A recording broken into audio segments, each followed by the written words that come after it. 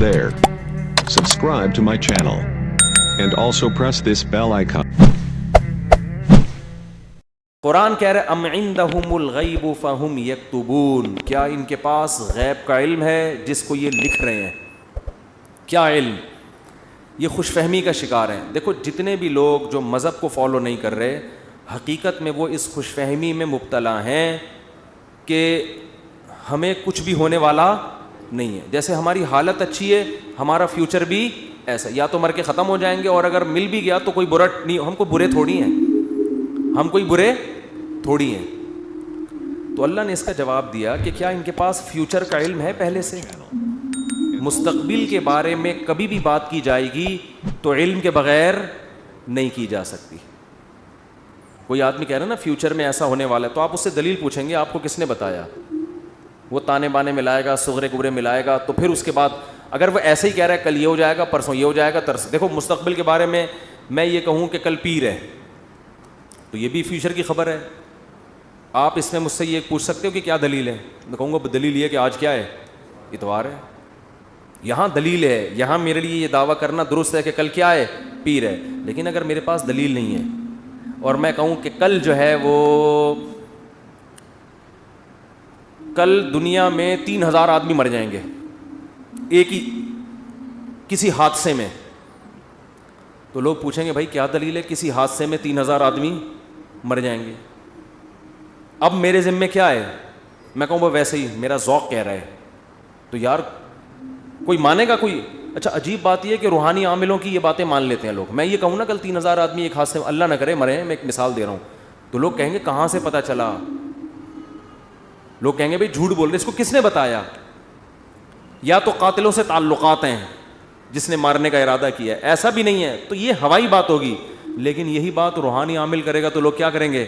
حضرت کا علم ہے بھائی، حضرت کے پاس بولو علم ہے. ابھی روحانی عاملوں پہ نہیں جاؤں گا، پھر میں معین اختر کی طرح نا بلب کے رشتہ داروں کو بھی، تو اب تو میں روحانی عاملوں کے رشتہ داروں کو بھی اچھے الفاظ سے یاد نہیں کرتا. رشتہ داروں سے مراد وہی جو بلب کے رشتہ دار تھے. اب آپ کہیں گے بلب کے کون سے رشتہ دار ہوتے ہیں؟ ہمارے ہاں کبھی بھی جس بندے کو برا کہا جاتا ہے گالی اس کو نہیں دی جاتی، ہمیشہ اس کے رشتہ داروں کو ہمیشہ گالی دی جاتی ہے. یہ ہمارے ایک ٹرینڈ چل نکلا ہے. تو قرآن کہتا ہے کہ ام عندہم الغیب فہم یکتبون. کیسے دیکھو ہمیں جھنجھوڑ رہا ہے قرآن کہ تم اپنے بارے میں کیوں فرض کر کے بیٹھے ہوئے ہو کہ تمہیں کچھ بھی ہونے والا نہیں ہے، تمہیں سزا نہیں ملے گی. یہ تمہیں کس نے بتایا ہے؟ فاصبر لحکم ربک ولا تکن کصاحب الحوت.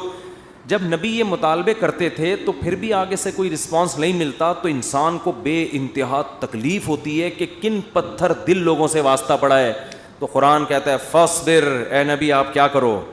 صبر کرو. ولا تکن کصاحب الحوت، مچھلی والے یونس کی طرح جلباز مت بنو. حضرت یونس علیہ السلام کی قوم نے بھی یہی سلوک کیا، لیکن یونس علیہ السلام چاہتے تھے جلدی سے فیصلہ ہو اور اپنی قوم کو چھوڑ کے نکل گئے. تو اللہ نے اس پہ آپ کی تنبیہ کی. تو آپ بھی اے نبی جلد بازی مت کریں. تو یہ نبی کے ذریعے سے ہمیں بھی بتایا جا رہا ہے کہ آپ حق کی دعوت دیتے رہیں اور یہ نہ دیکھیں کہ یہ جو اللہ کے نافرمان لوگ ہیں، جو حق کو نہیں ماننے والے لوگ، وہ پھر بھی پھل پھول رہے ہیں. اس ٹینشن میں مت آؤ، کیونکہ اللہ انصاف کرتا ہے مگر اس میں دیر ہوتی ہے، اندھیر نہیں ہوتی. وہ لے گا انتقام، ان کو اپنے حال پہ چھوڑ دو. یہ اللہ کی حکمت اسی کا تقاضا کرتی ہے، چھوڑ دیا جائے اپنے حال پہ. آج جو اہل حق ہے نا ان کو بہت تکلیف ہوتی ہے کہ جب یہ ہم صحیح بات کر رہے ہیں لیکن آگے جواب جو مل رہا ہے وہ کیا مل رہا ہے؟ الٹا، کوئی مان کے نہیں دے رہا. تو اللہ فرماتے ہیں وَلَا تَكُنْ كَصَاحِبِ الْحُوتِ إِذْ نَادَى وَهُوَ مَكْظُومٌ.